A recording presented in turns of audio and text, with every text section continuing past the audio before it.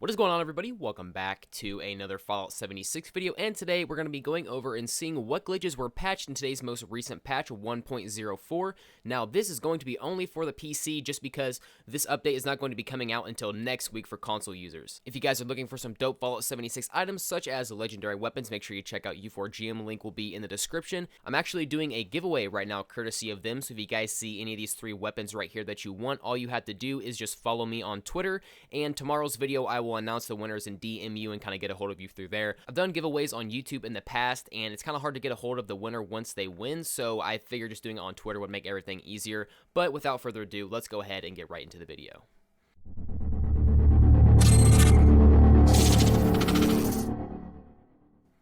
Alright everyone, so some of this information can be already found in just the patch notes, but sometimes Bethesda doesn't always put everything that they fix in the patch notes. If you guys are wanting to see the full list, I will put a link to the patch notes for today's most recent update in the description so you can check those out if you want to. As for glitches though, the first one we're going to be taking a look at is the infamous duplication glitch. If you for some reason don't know how to do this, essentially what you have to do is craft 254 boards, drop them on the ground, craft another 50, and then pick those back up. And then once you had over 300 boards, it would actually cause your game to disconnect. But before you would actually disconnect, you'd put some items in a container so that whenever your game disconnected, you'd come back in, you'd have two sets of the same thing that you just put in there to duplicate. And you could keep duplicating it however many times you wanted to. Now, some of you may be happy to hear this, some of you may be a little upset to hear this, but this glitch has since been patched in today's most recent update. How long this will actually last, I don't know. In the past, we've been able to find a workaround for the glitch or patch within a few hours. So the way they actually patch this glitch is by just putting a sort of band-aid on it that doesn't really actually patch the glitch itself. It's just sort of messing up one of the steps to actually get you to disconnect. Now, there's no telling how fast there will be a fix for this or if there ever will be one, but all I can say is that it doesn't look like there's going to be any shortage of glitches in Fallout 76 in the near future. But moving on to the next glitch, some of you may have heard about it, some of you maybe haven't. It's not one of the most popular ones, but this is actually going to allow you to duplicate any set of power armor that you would want to, and it was very, very quick.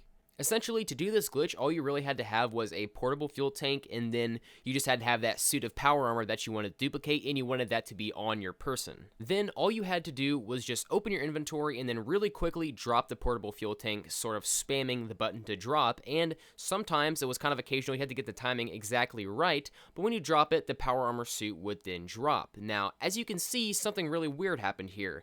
I don't know if this was on purpose or if this is, some accident that they actually did.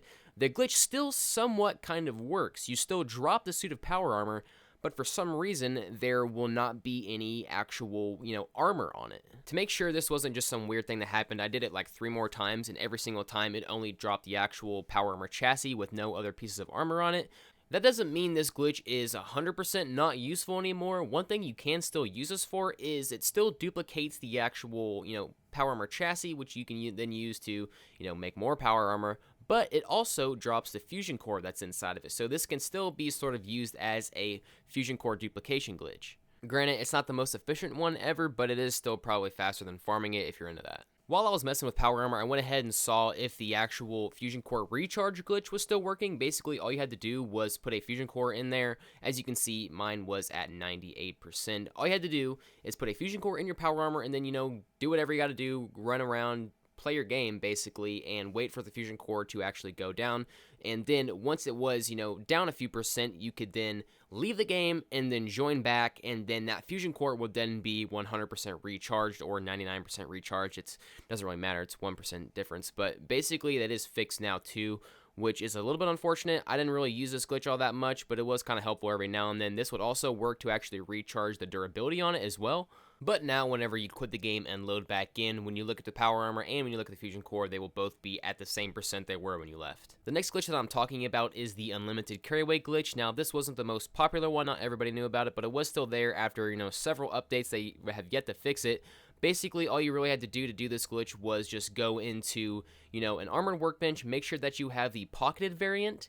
You could then go to a armored workbench and then, just craft any piece of armor that has the pocketed variant, put it on, and then, craft the actual pocketed variant, and then when you take that piece of armor off, it will take off more carry weight than it should, so then you could use that to actually make your carry weight go below 0, and then if you guys are not familiar, from the very beginning of the game, if your carry weight is below 0, for some reason it lets you have unlimited carry weight.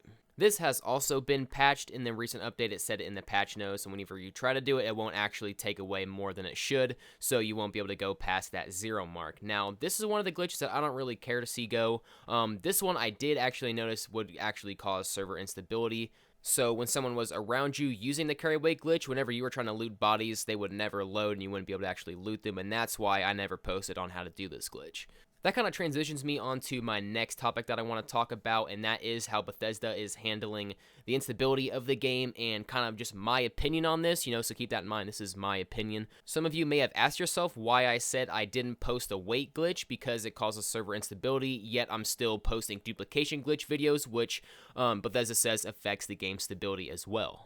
And this is what I have to say to that. Essentially, using this carry away glitch, I have time after time seen with my own eyes that it does affect the game stability in terms of making items take forever to load. Now, when it comes to the duplication glitch, this is how I feel. I think that Bethesda is trying to sort of migrate the hate that they are getting for their unstable game that they themselves put out and knew was unstable since day one before the duplication glitch was even thought of. And I think they are trying to lead people to think that doing glitches such as the duplication glitch is what's causing the majority of the server instability in the game, when in fact it's a very small part of a bigger issue, and that is the game overall and its stability. Now, I'm not saying that the duplication glitch does not cause any instability whatsoever. I'm just saying that it is a very small portion of what the actual overall problem is, and I think they're trying to make it seem like the glitchers and the glitching community is what's causing all of this bad stuff happening. Look at how Bethesda has reacted to criticism on this game in the past. They either just completely ignore it overall and just act like it doesn't exist, or if they do respond to it, they just say, hey, we're sorry you feel this way, but they never take accountability for it, and I can't see why this is any different. I see people using glitches in this game as a way to make the best of a bad situation, and that bad situation is just the complete instability and unfinished, quality of this game. It just doesn't feel like a finished game. Now, that's not me saying that I don't like Fallout 76. Obviously, I have to like it for how much I've played it. I do enjoy this game. I do think it's fun, but I don't think that people using glitches is what's causing the major instability issues in this game. But like I was saying, that's all my opinion, and that is pretty much all for today's videos, guys. Hopefully that didn't sound too much like a rant or anything like that. I kind of wanted to just give an explanation for the things that have been going on the past few weeks. But if any point in the video you guys did feel like you enjoyed it or just found it helpful, make sure you like and subscribe, and I will see you guys in the next one. Bye.